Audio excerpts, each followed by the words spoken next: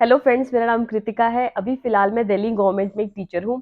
Friends, जो मेरी पहले की वीडियोज़ थी उसमें मैंने आपको केवी के बारे में बताया था, क्योंकि पहले मैं केवी में 3 साल जॉब कर चुकी हूँ, ठीक है? अब फ़िलहाल मैं दिल्ली गवर्नमेंट में टीचर हूँ, तो मैं डीएसएसबी के बारे में अब जो मैं वीडियोज़ बना रही हूँ वो डीएसएसबी के बारे में है, उनकी इन्फॉर्मेशन आपको दे रही हूँ।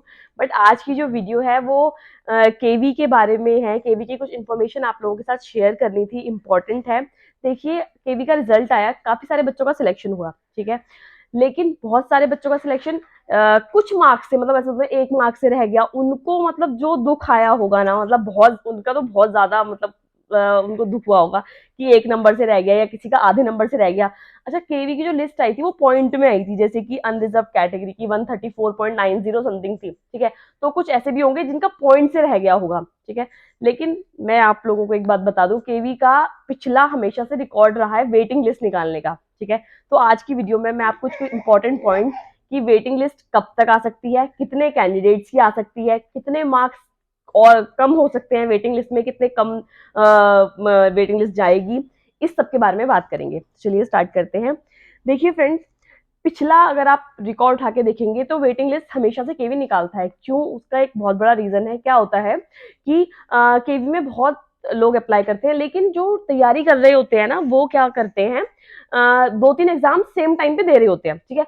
जब मैंने इंटरव्यू के बारे में आपको बताया था, इंटरव्यू की जब मैं आपको बात बताई थी, तो इंटरव्यू में भी काफी लोग ऐसे थे जिनसे मैंने बात की थी, जो ऑलरेडी 2-3 एग्जाम दे रहे थे एट द सेम टाइम, उनका अलग अलग जगह पे भी सिलेक्शन हो रखा था।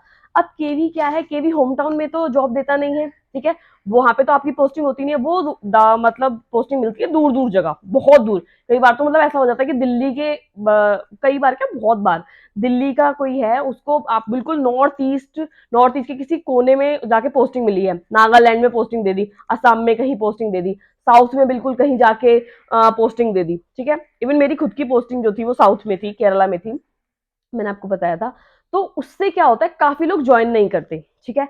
तो काफी लोग ज्वाइन नहीं करते, उन लोगों की जो केवी क्या होता है, वो अपनी सारी सीट्स मतलब फुल करता है, फिल करता है उनको, ठीक है? तो बहुत सारे लोग ज्वाइन नहीं करेंगे, उन सारे लोगों का मतलब देखा जाएगा, उनकी मतलब लिस्ट वगैरह प्रिपेयर होगी कि कितने लोगों ने ज्वाइन नहीं किया, जिनका सिलेक्शन हुआ था। उन सबको मिला के केवी जो है वेटिंग लिस्ट निकालने में 5 से 6 महीने लेता है, ठीक है? अब क्या है, केवी जब वेटिंग लिस्ट निकालेगा तो पिछला जो मैं आपको रिकॉर्ड के हिसाब से बताऊं, तो केवी की जो वेटिंग लिस्ट है मोस्टली जून के आसपास आती है, क्योंकि देखिए आपके रिजल्ट आया था अक्टूबर में, लास्ट अक्टूबर, ठीक है? तो केवी की वेटिंग लिस्ट मोस्ट प्रोबेबली है 5 से 6 महीने वो लेता है, लेकिन 2 महीने की छुट्टियां रहेंगी, काफी सारी चीजें रहेंगी, तो इस चक्कर में वो जून में मोस्ट प्रोबेबली आपकी लिस्ट आने के पूरे पूरे चांसेस हैं कि आपकी लिस्ट जून तक आ जाएगी, ठीक है? और जुलाई में वो आप लोगों को 15 दिन या 17-18 दिन देंगे ज्वाइन करने के लिए, ठीक है?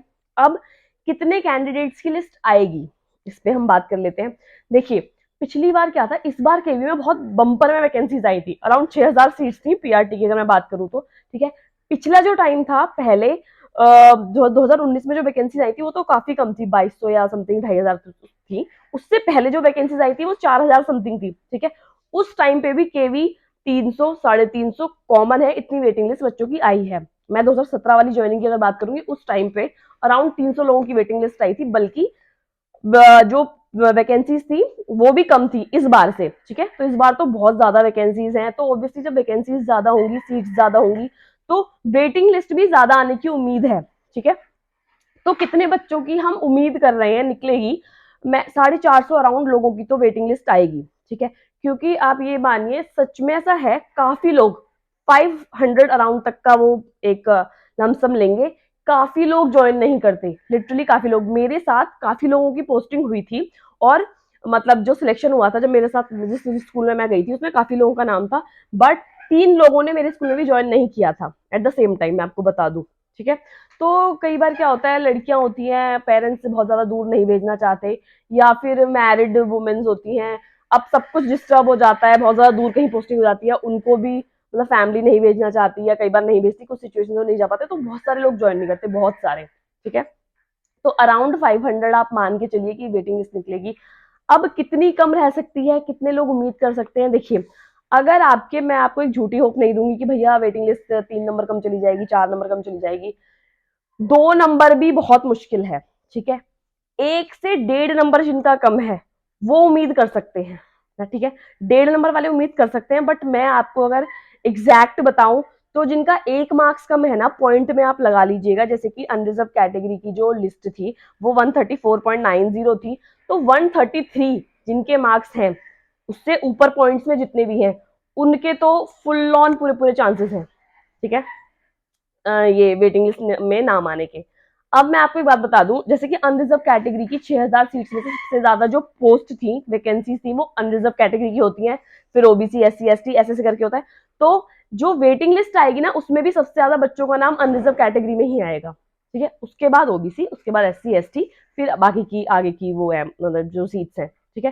तो सबसे ज्यादा जो नाम आएंगे वो अनरिजर्व कैटेगरी से होंगे, उसके बाद ओबीसी से, उसके बाद एससी से, उसके बाद एसटी से, ऐसे करके। तो जिनका 1 मार्क्स कम है ना, वो तो मतलब आपको निराश होने की बिल्कुल भी जरूरत नहीं है।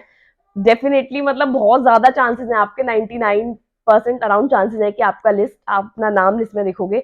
और कुछ टाइम 5 से 6 महीने वो लोग लिस्ट निकाल देते हैं, तो आपको फिर ज्वाइनिंग का टाइम देते हैं, आराम से सिलेक्शन, मतलब बहुत होप है आपकी कि आराम से आपका सिलेक्शन हो जाएगा, ठीक है। इसमें मैंने आपको बता दिया कितने लोगों की निकल सकती है, इस बार सीट बहुत ज्यादा थी तो 500 अराउंड लोगों की निकल सकती है, ठीक है। अब केवी के बारे में और कुछ इंपॉर्टेंट वीडियोस लाइक वहाँ पे क्या क्या चैलेंजेस रहेंगे आपकी न्यू जॉब में, या फिर वर्कलोड, केवी का जो वर्कलोड है, जिनकी न्यू ज्वाइनिंग हुई है वो बहुत ज्यादा बोलते हैं कि वर्कलोड बहुत ज्यादा है, केवी में हैंडल नहीं हो रहा है, प्रॉब्लम्स आ रही हैं, हेल्थ इश्यूज हो रहे हैं। अब ऑब्वियसली आप एक जगह से उठ के कहीं दूसरी जगह बिल्कुल नए एनवायरमेंट में, हर चीज नए उसमें जाओगे, यहाँ पे खान पान अलग है, वहाँ का क्लाइमेट अलग है, मतलब हर चीज अलग है, तो एटमोसफेयर थोड़ा अलग है, थोड़ा नहीं काफी अलग है, तो प्रॉब्लम्स तो होती हैं, ठीक है। उनके बारे में हम आगे आने वाली वीडियोस में बात करेंगे। बाकी देखिए, जिनके नंबर थोड़े ज्यादा कम रहे, जैसे कि 2 नंबर कम, ये भी मैं ज्यादा नहीं बोलूंगी, ये तो लक की बात है, 2 नंबर कहीं से आ, 2 नंबर कहीं से आ भी सकते थे, ठीक है।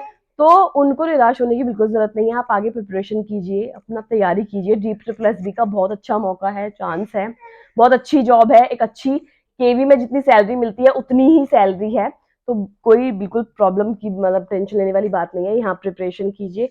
बाकी और इम्पोर्टेंट DSSB पर वीडियोस में आगे आने वाली वीडियोस में आपको देखने को मिलेंगी। बाकी अगर आपको वीडियो पसंद आए तो लाइक कीजिए, चैनल को सब्सक्राइब कीजिए। Thank you so much.